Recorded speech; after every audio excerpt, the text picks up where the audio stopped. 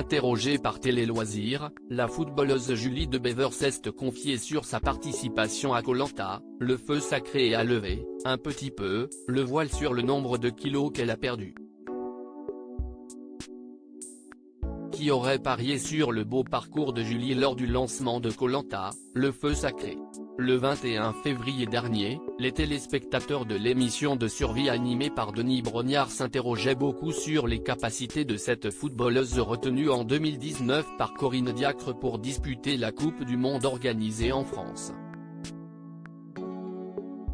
La compagne de Regina Baresi, la nièce de la figure du Milan AC Franco Baresi, s'est fait plutôt discrète. D'abord candidate de l'équipe rouge, l'aventurière s'est retrouvée parmi la tribu d'épanouissement à la réorganisation de deux camps, sans forcément marquer les esprits. La réunification n'a pas non plus démarré sous les meilleurs auspices puisque Julie a terminé à la dernière position de la première épreuve d'immunité individuelle. Julie de Bever, Koh Lanta 2023, une stratège révélée sur le tard finalement, la candidate apparaît un peu plus à l'écran lorsque les stratégies viennent chambouler le cours du jeu. Au début du mois de mai, elle s'allie avec les autres femmes du camp réunifié et parvient à éliminer Gilles à la grande surprise des 4 fantastiques, un pacte 100% masculin. On a voulu nous aussi prendre notre destin en main parce qu'on savait qu'à un moment on allait sortir une par une, explique-t-elle à Télé Loisirs au moment de commenter cette victoire.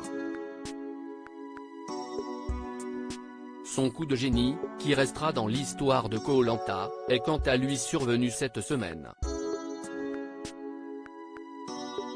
Grâce à l'aide de Tania, Julie réussit à éliminer Quentin, qui s'attendait à tout sauf à cela. Koh Lanta, le feu sacré, combien de kilos Julie de Bever a-t-elle perdu après quasiment 40 jours d'aventure? Voilà pour le volet des stratégies, dans lequel Julie a fini par exceller. Mais l'émission de TF1 est aussi dure pour les méninges que pour le corps. Au fil de l'aventure, les téléspectateurs ont vu les visages des concurrents se transformer et celui de Julie n'a pas dérogé à la règle. Contactée par Télé Loisirs, elle a été interrogée sur le nombre de kilos perdus.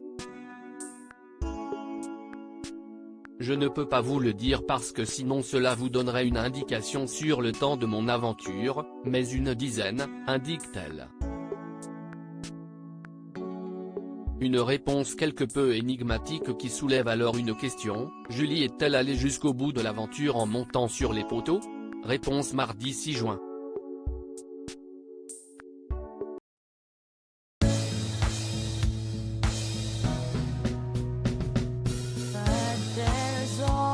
Times through the rough times I think